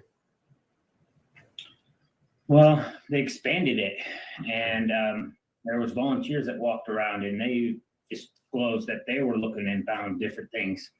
So, you know, they did share with me that that may have more to do with keeping cameras out than it actually does with evidence gathering. So I hope that that is indeed the case, because it would be pretty disheartening a week later to know that they didn't have the right claims. Wonder who was telling Steve this information back then. Do you think that it could have been like Bullhorn Betty and Olivia telling them some of this stuff, feeding some of this garbage? Because that's back when they were feeding garbage to everybody. Remember when they used to feed garbage to people? They still do on the regular. Betty does. Well, Olivia's now with Steve Jr. They're a couple. So do you think it could be possible because she was out there in front of the Idaho house spitting in neighbors' faces? Betty was. Could it be possible that she was like, hey, Steve, this is what they're probably doing over there at the house. I know these things. I've been in true grime, you know? I don't know. I just thought of it because Olivia, not the sister Olivia, Chronicles of Olivia and Bullhorn Betty, they used to be two peas in a pod since Gabby Petito. And now she's with Steve. Oh, yeah, there's pictures to prove it. They smooching and everything. I think he's adorable, and I think she's adorable. You know, cute. But Bullhorn and Olivia have been friends. That's why Olivia took Bullhorn with her when she does the interview with the Goncalveses. With her fake press pass. Yeah, I got that. I got my fake press pass in the closet. I'll bust that thing out too. One of the mother of one of the surviving roommates. I'm just saying. I mean, you know, her interview, let's see when her interview was with the Goncalveses. It was January 13th. This video that we're watching is from November 23rd. So November 23rd. And by January 13th, it's uploaded, it's edited, it's uploaded to her YouTube channel. And it has, this interview occurred 2 days before the arrest of suspect Bryan Kohberger. In this interview, I interviewed Steve Goncalves and his family with my friend, Bullhorn Betty. My friend. That's a bad look. So reminding our viewers, there were two roommates who were upstairs and survived this, told a reporter that those roommates heard something that night. Have you been told? Have you heard from sharing with other relatives of the other victims what that was exactly? No, I would say for us that we did hear those rumors, but right now we can only leave it at that. None of that has ever been confirmed to us. We have not spoke with the roommates. Yeah. The surviving roommates, and they were downstairs, just to clarify that for you, sir. Okay, downstairs, right, on a different floor from where it appears where these You guys where the murders remember? took place. One consistent. Do you guys remember Kim? Remember WSU mom Kim? The one that no one believes that, right? Well, do you know who she interviewed with for the first time, right? Olivia. Olivia broke that story. WSU mom Kim. The one that lied to everybody about everything. Thing, and granted, there's been some, changes, as you note, in how the police have described this. One consistent descriptor has been that the attack was targeted. Do you know if police believe one person in the house was the target of this attack or all four? I've been told it's one, but then again, there's the vagueness. Like it's like purposely vague, I'm hoping, but it confuses everyone. Yeah. Because nobody knows what that really means, other Yeah. than maybe somebody had a different kind of attack footprint. Yeah. So, that's, I feel like we just want some more, we all want to play a part in helping, and we can't play a part if we don't have any real substantial information to work from. Yeah, I get it. You want to help. I mean, Olivia, you found video that has been helpful in this investigation. I'm sure you do want to help. Has anyone indicated to you that if it was indeed one person targeted, was Kaylee the target? Has anybody shared that with you? They won't confirm who that was to us. The police, that is. We've heard the rumors that that's the case, but it's just a rumor at this point. Tons and tons of rumors, but nothing from the police. And I'll say I think a lot of those rumors do stem from all. I'm gonna go back because I missed that part. They won't confirm who that was to us. The target. Has anybody shared that with you? Oh. They won't confirm who that was to us. The police, that is. We've heard the rumors that that's the case, but it's just a rumor at this point. Tons and tons of rumors, but nothing from the police. And I'll say I think a lot of those rumors do stem from all of the vagueness, and it's human nature to want answers. It's human nature to kind of put forth a theory so that you can even comprehend it in your brain. And so I think that's how we're getting all of some of these really, really off the wall theories, and some of these theories like Kaylee had a stalker, that even we're sitting here scratching our head saying, no, it couldn't be. If it was, it would be news to us. Yeah. I am sure it is frustrating. Your family has been very outspoken in support of Jack. He's Kaylee's ex-boyfriend. And on the Moscow police website, he is not listed, notably, as someone who has been cleared in the investigation. To your knowledge, is that significant? No, I don't personally think so, because I think that there's the entire rest of the world that's also not on that list of people who have been cleared, including Maddie's boyfriend, including any associates of Xana or Ethan that might not be involved. I don't find that significant at all. And there. Let me tell everybody who would be. Okay. So let me give you a little crash course who BHB is. BHB is Bullhorn Betty. She is a creator on this app. And if we don't, well, we're not going to call her that. Okay. Let's not call her a creator, because that's not what she does. She's known right now. She's known in every case that she touches. Every case I've seen. I've been on this platform for 3 years almost. And every case I've seen her handle, she has wreaked havoc. I mean, I am talking about the Summer Wells case. She got the dad fired from his job. Gabby Petito case. Her and Olivia planted evidence and yelled outside of, the boyfriend's home. This case, she was spitting in neighbors' faces. Sebastian Rogers case, she's going after the parents right now, the step parent and the mom, and saying that they unalived their son when we don't even know if he's actually missing or where he's at. So Quentin Simon, yep, she stood in front of Quentin Simon's front yard. A lady couldn't even go to a hospice. Couldn't even die. She was in hospice, couldn't die at her own home because of Bullhorn Betty. I mean, and the crew that goes with her. So I'm just saying, I usually keep my mouth shut about people, but that one I won't, because she's bad. She is a bad seed, and she should not have a platform. There were a number. And anybody that supports her, that's a creator, they should be without a platform too, in my opinion. Number of phone calls to him that night, and you say that would have That's my been opinion. typical behavior for Kaylee, that she often would call friends, folks, for a whole bunch of things. At any time, yeah. Multiple times, until I would pick up at 3 a.m. and be like, Kaylee, what? Yeah. And some of the last footage of her at that food court, she's on her phone 24/7 filming the whole thing. So she lived on that phone. So yeah.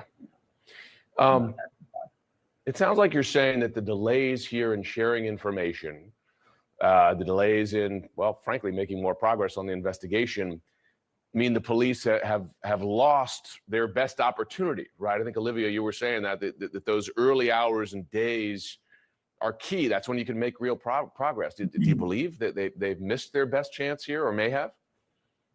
Not only is that's just not a matter of opinion, that's a matter of fact. If you look statistically at homicide cases, those first 10 days are so incredibly important in finding a suspect. They determine almost 9 out of 10 times, I believe it was, if you find a suspect. So yeah, that's not very encouraging to hear that they want to cast this wide net of suspects now, and people we know have no involvement. Oh no, bag lady. I was just going to write you in the chat. No one should make you feel like that. I hate when people are mean to people. I don't like that. I don't like when people are mean to people. Like Molly, yeah. Yeah, like how does she get... She's like stealing a platform. Like she's not even supposed to be on the platform. I can't, y'all. I can't. Vincent has to hear all this. He has to hear it all. Because unlike everybody else on this platform, I haven't formed any parasocial relationships with other creators, but a lot of creators have. Oh my gosh. It's going to all burn up, and I'm just going to sit back and laugh. That's all we'll do. It's not going to be, it's going to be bad. Wait till they start going on each other's times and stuff. Oh man, it's going to be bad. Yeah, she's on YouTube. Yeah. You've been watching the YouTube crime for years, so baby girl, you know how it goes. You know how it goes. And anybody that messes up, they just take a couple steps back. They shimmy out of here for a minute, and then they come back like none the wiser. They think everyone forgets or something, but we don't. Not all of us. Not all of us forget.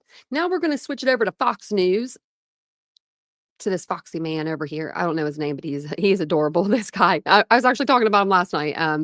Whenever I said, did they send all the like attractive Fox reporters out to like Idaho? Because like they were just, all of them have been really good looking. Even from Court TV when Channing Painter was out there. So and Brian Enton, like what they sent all the good looking young people out there to Idaho, I guess. But this is going to be with Stephen Zalves.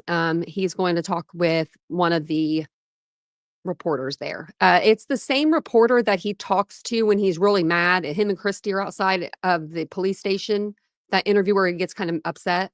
It's that same guy. I just can't think of his name. Oh, and I'll be putting the links in for the last few videos. I meant to do that.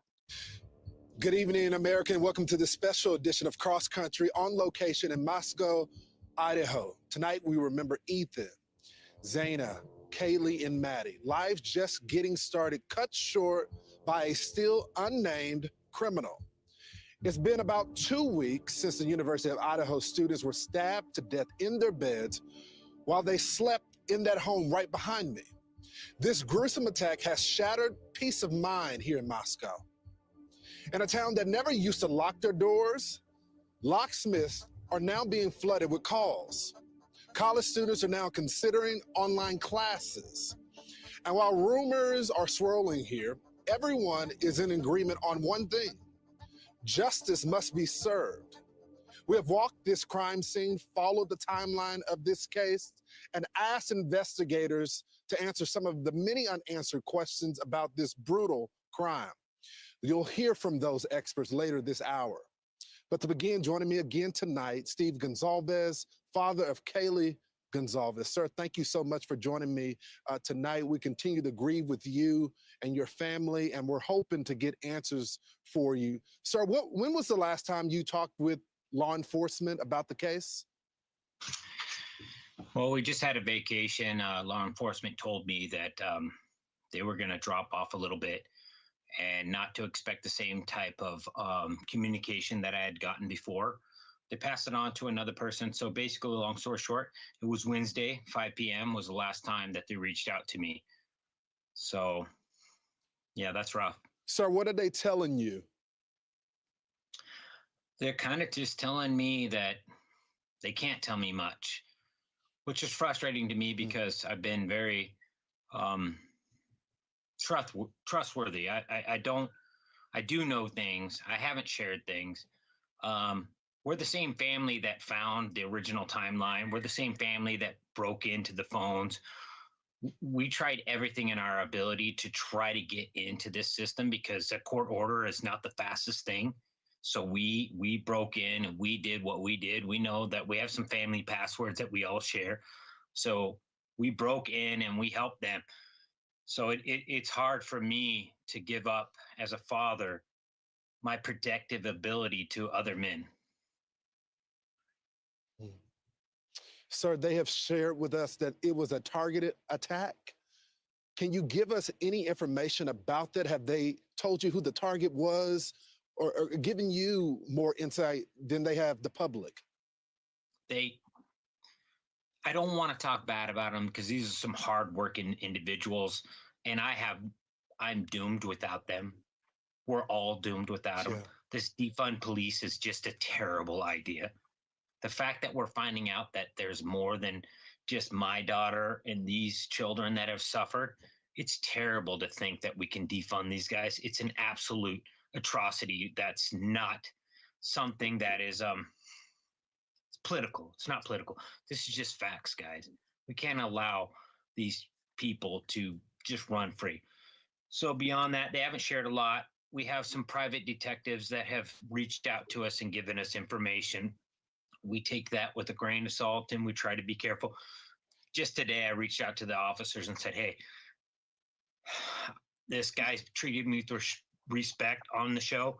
I'd like to share some things with him that I found out on my own, and they asked me to not do that. So we're holding our tongue.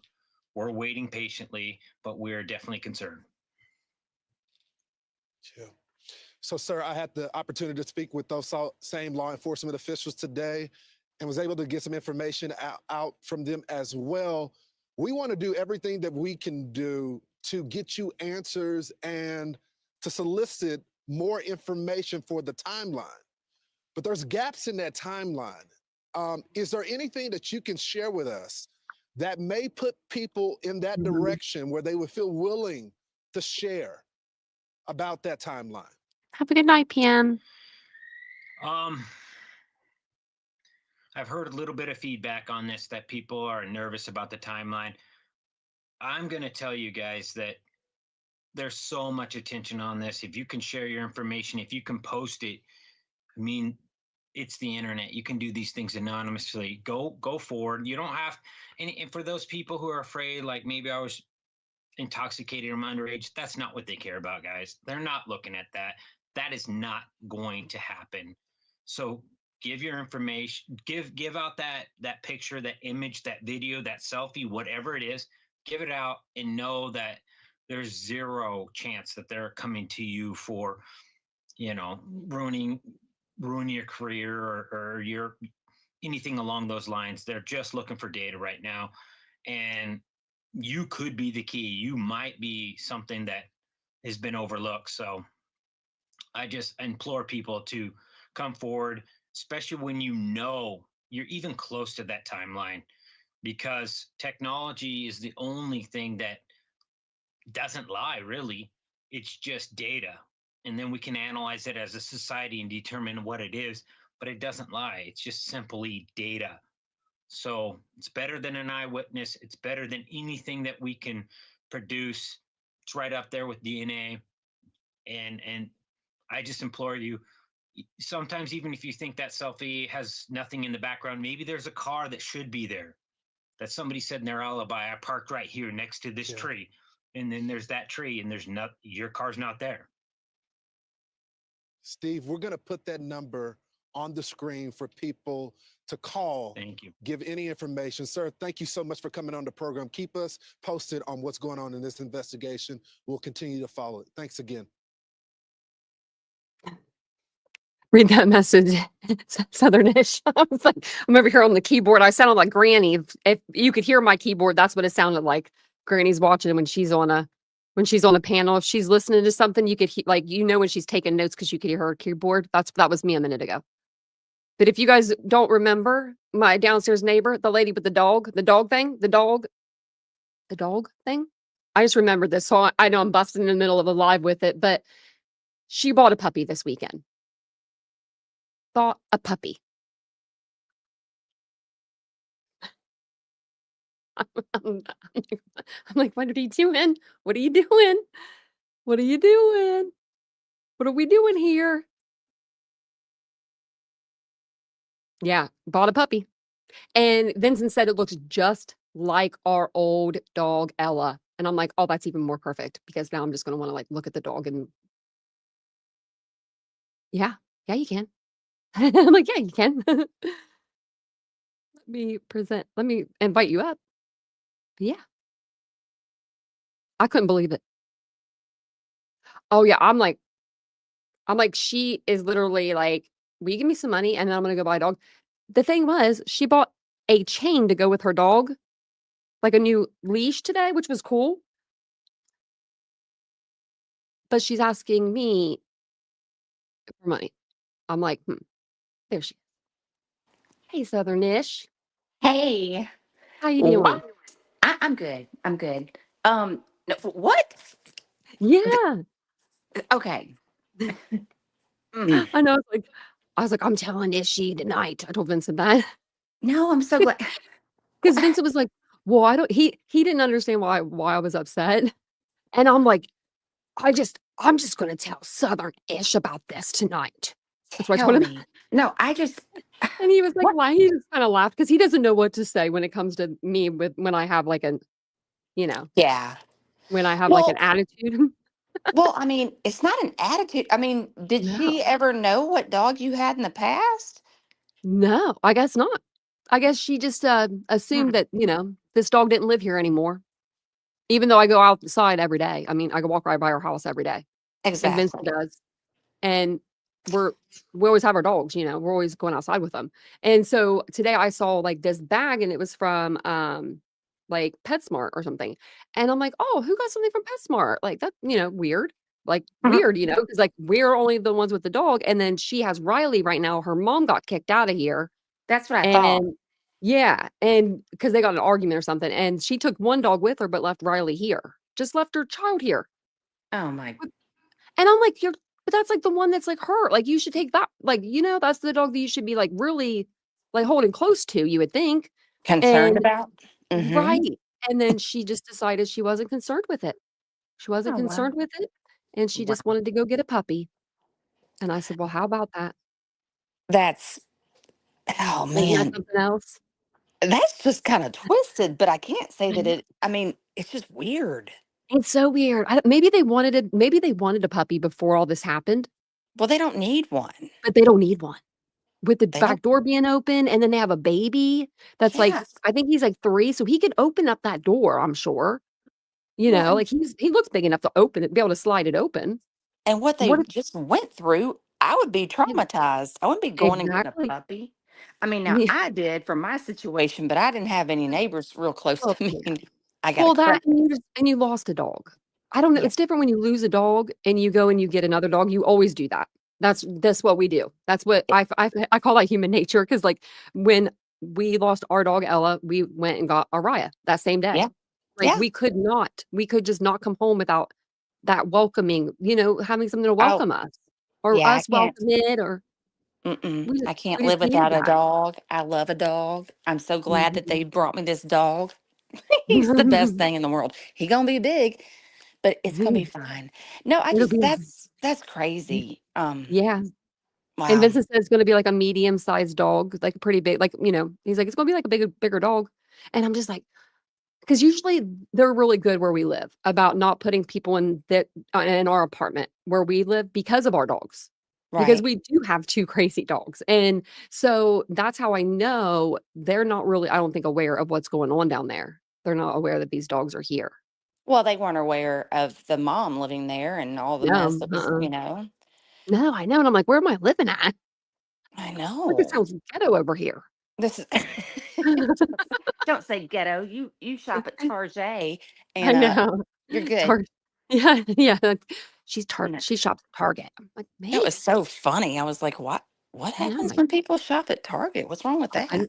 I know. You would think, I mean, that's a pretty good place. Well, oh me. Okay, well, you'll get through this. Oh, I know. I will. You will. I'll keep it cool. I'm shocked. Yeah. That was the last thing I thought you were going to say. Yeah. I was like, hold on a second. I forgot about that. Because I saw that because I looked in there and I saw a little dog leash and I said, oh, Vincent. I said, there's a dog leash in there. And he said, I'm so nosy. But the bag was open. I didn't open it. It was open. I just looked in it, as I'm walking by it. Just went like that. And I saw this pretty dog leash. And he said, oh yeah, I forgot to tell you. Oh. He's like, I think they got a dog this weekend. And I was like, what? See, that's a man for you. They just are like, Yeah. well, it's no big I know. deal. He was probably like, don't tell her. Well, we came in that front door and they live right downstairs. And I said, this already happened once. What are we doing with a puppy? Why do we have a puppy? And it's sad. They won't keep that dog. Well, that's exactly that's what I said. I was like, should I go down there and ask him if they wanted me to take Riley? I said, I can't because, obviously Araya don't like Riley. Well, that wasn't that. That was just somebody not being that was responsible. That was just really bad. And, and then that dog did come up on her butt. But yeah, I'm like, it's just, it's been crazy. But you went to court and you won with that. And oh man, that's wild. Yeah. Oh, I could talk to you about so many things. I don't want to interrupt your entire life, but well, give me a call tomorrow if you want. I'm going to work tomorrow, but I can call you after that. Yeah, give me a call after that because I actually have a doctor's appointment during the day anyway. Okay. Mary Beth, I hope that you have a good night and you're going to sleep so good tomorrow. You will. You will. Just letting you know. Everybody that has that kind of stuff done, they're like, oh my gosh, that was the best sleep. And you're only out for like maybe 20 minutes, but it feels like you've been rested. Yeah. So, is it the hypnotic one? Or is it fully sedated? They usually use just like Diprovan, Okay. Yeah. Michael Jackson juice. Yeah. You'll be feeling great. You got somebody there that knows what they're doing with it. Yeah, exactly. It's nothing scary. It's great. You'll just go to sleep. You'll have the best nap of your life, Mary Beth.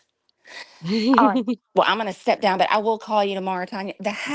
My mind is now kind of blown with that. Yeah. Go sit with that with your dog and go tell your dog about it. Because I feel like your dog's new to the crew too, Tell Puppy about it. Say, Puppy, listen to this story. I did find out he's going to be between 70 and 90 pounds. Oh my gosh, that's how big my dog is back here. The big one. But when my parents got him, they were like, from the girl, she was like, no, he'll probably be like maybe 50. But my mom comes and gets him every day. Like when I go to work, she comes and gets him. It's like a grandchild. He's so he's so obedient. I love him. That's so cute. That's so sweet. All right. I love you, Tanya. All right. Good Love night, you too, everybody. girl. I mean, I'm Have a going good back down and night. chat. Yeah. Have a good night, though. Bye. All right. Bye. You was caught a spy, Aries. Oh my gosh. That's the best thing you could be called over there. Thanks, Southernish, for coming up. She's like, she needs me. We've been dealing with dogs over here. Dog things. But there's actually only a couple more videos I was going to show you guys. Let me see. I wanted to get through just November. So 2 more. So we'll go through this one. It's only like 3-4 minutes long. And then we'll go through this next one that's about 5 minutes long. And then we'll wrap them up for tonight. And then we'll come back and we'll do, part 2 tomorrow. I would stay on longer tonight, which I will stay on a little bit longer, but just have to wake up for another early morning doctor's appointment tomorrow. And I have to take some tests. So that's why I'm going to do a shorter live tonight. And thank you guys all for being here. I appreciate you. Okay, so this one is going to be Steve is going to come out and he's going to speak on GMA, Good Morning America.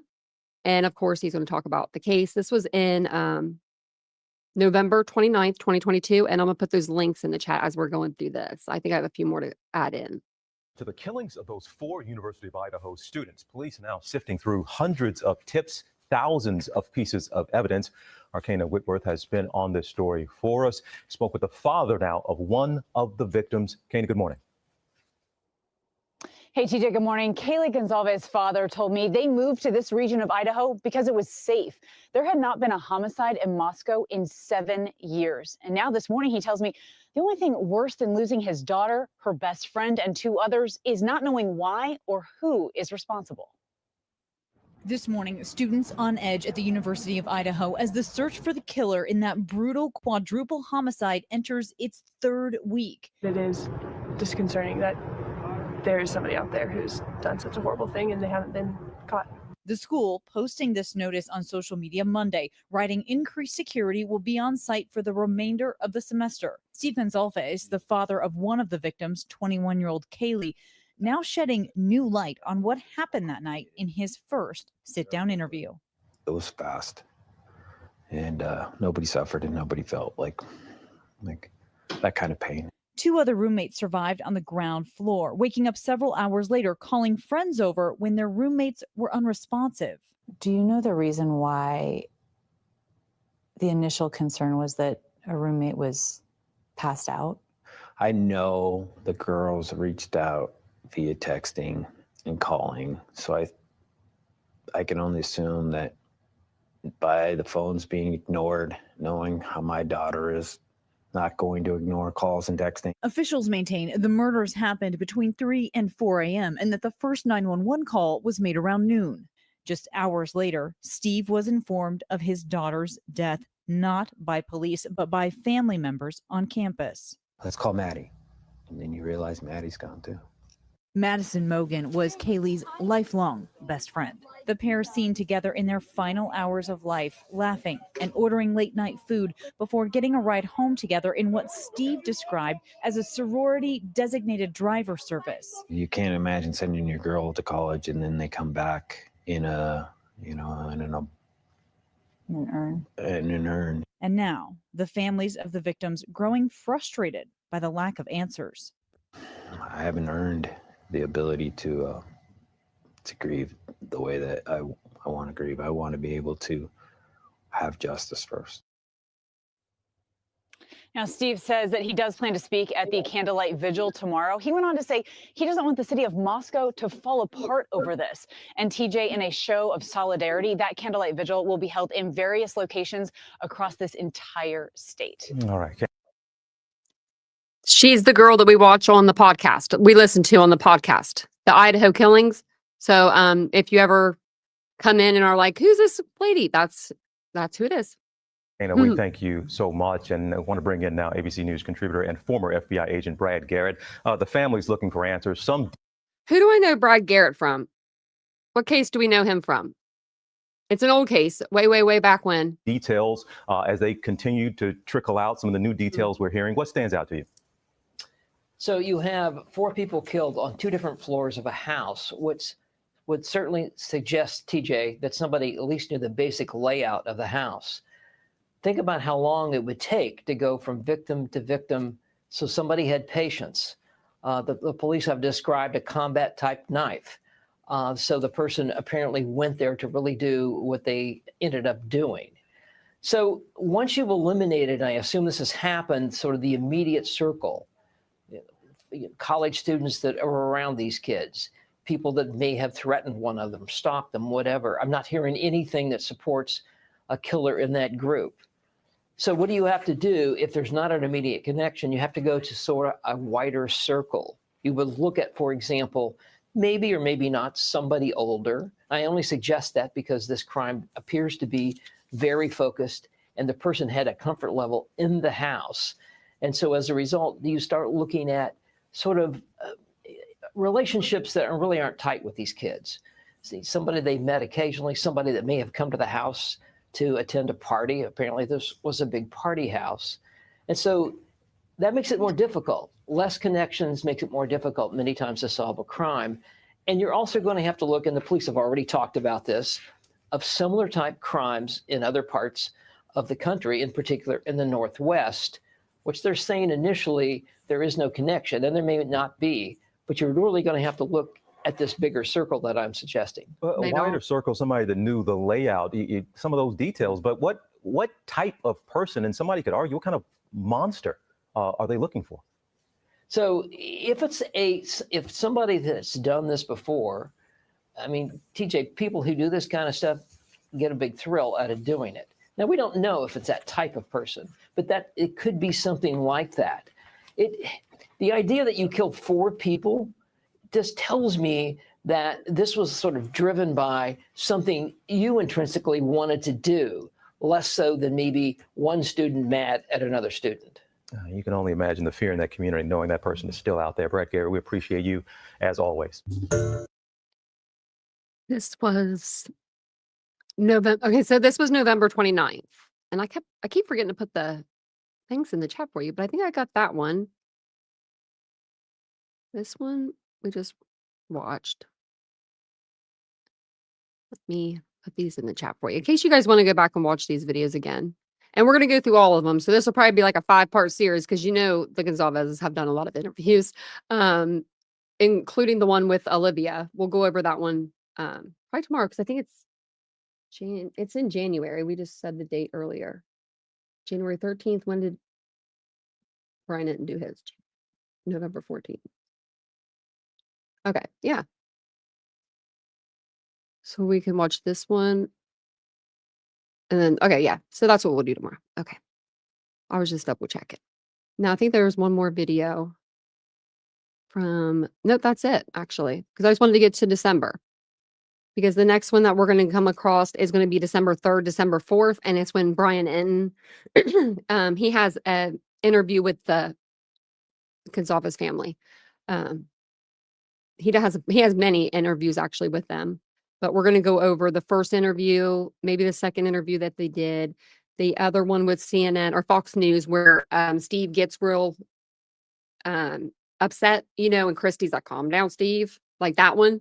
Like that was the first time we had seen Steve like come out of pocket. And Christy was like, calm down, Steve. And I was like, uh-oh. But I do need to see more of Steve with the mutton chops. I need more of that Steve instead of clean, fresh shaven Steve. You know what I mean? Like for trial. Because he looks like a total badass. Like when he has that facial hair. I'm telling you. Maybe I'll put it on their family page. Be like, tell Steve he's got to have the mutton chops. We need those. I think if he has them, there ain't no way we're going to lose.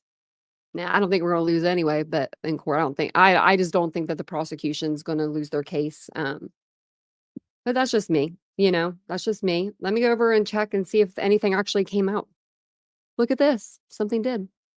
Oh, just sealing. So motion to seal and then order sealing. So they wanted the defendant's proposed jury instructions sealed and they got it sealed, it looks like. Yeah, they did. So that's all the new paperwork that came out today. So that was quick. That was quick. But we will start tomorrow on December's interviews and stuff. So like dog was getting herself comfortable back there.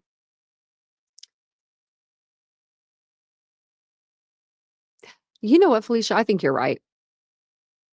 I think that too. I think a lot of people are envious of these victims. You know what? I'm envious in a way. I'll tell you what I'm envious of them about. Them girls and Ethan, all of them.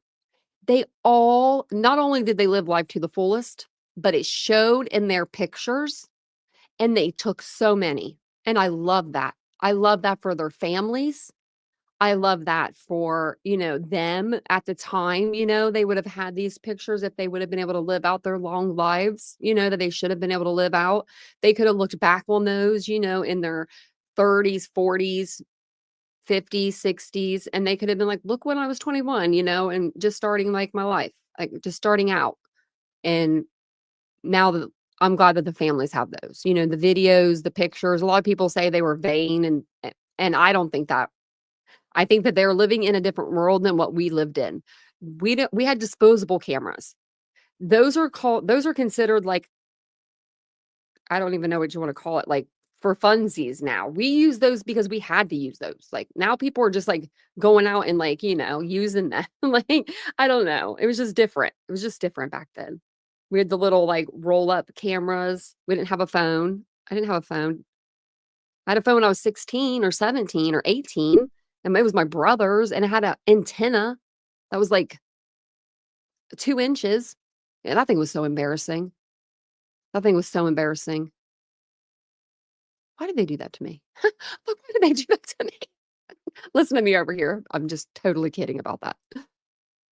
Those are relics now. Classic one. Mhm. All Ministry of Defense. It's been a crazy day today. But don't worry, the first interview, we watched it 2 or 3 times on repeat. So, I did that. We did that. Yesterday, I was muted. Man, I'm gonna go to bed. Um, Today, I was, so, cranky too because I couldn't go to sleep on the way home or the way up there because we weren't in our car, and it has, it just I could sleep in Vincent's car, just pass out. I literally we get a mile down the road, and I'm asleep. It don't matter what we're doing. He could be like, "Babe, I'm gonna take you and buy you the prettiest, most beautifulest bag today. Let's go do it." And he would get me in the car and I'd fall asleep. I love that about that car. But it's getting fixed, so hopefully we'll have it back soon. And I can go back to sleep in it. Because now my eyes are tired and stuff. So I don't like to be tired when I'm on live with you guys. But hopefully I gave you guys a pretty decent show. Thank you, Southerners, for coming up for a minute. I appreciate that. It's nice talking to you. Yeah, and have a good night. Yeah, and Mary Beth, if you're still in here, which you might not be, I haven't seen you in a couple minutes. You might be sleeping, but if you hear this in the morning, your procedure is going to go fine. You're going to do great. You'll be in the chat with us tomorrow night, probably. Probably you might be either asleep or you may be a little high. Still, I don't know. I have a feeling that Mary Beth doesn't even take an Advil, so I have a feeling that Mary Beth's going to be feeling pretty good tomorrow. I'm having a feeling about Mary Beth and tomorrow. And if you need anything, Mary Beth, just reach out to us. Just reach out and whatever you need, we'll make sure we get you, okay? But yeah, you got this.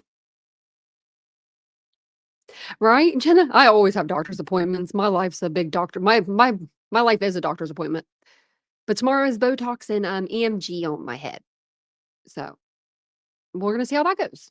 But thank you guys for being here tonight. I appreciate it. Thanks for sticking with me while we listen to the interviews. I'll be back tomorrow. We'll do part 2. And we'll start on December's interviews.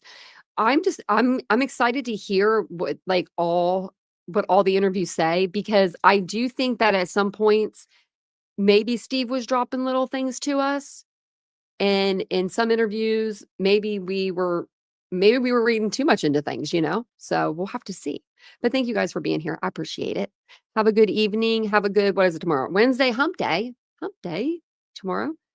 And did I say it was 20? Yeah, no, that's right. So tomorrow's the 23rd. Okay. Well, I'll see you guys all tomorrow night. Have a wonderful evening. I'll be back tomorrow at 9:15 p.m. Eastern Standard Time. If you're into true crime, that's something that you like to do, you like to watch, you like to live it, make sure you subscribe. That's what we do over here. We talk about it all the time. So I'll see you guys all tomorrow night. Have a wonderful day. Bye, guys.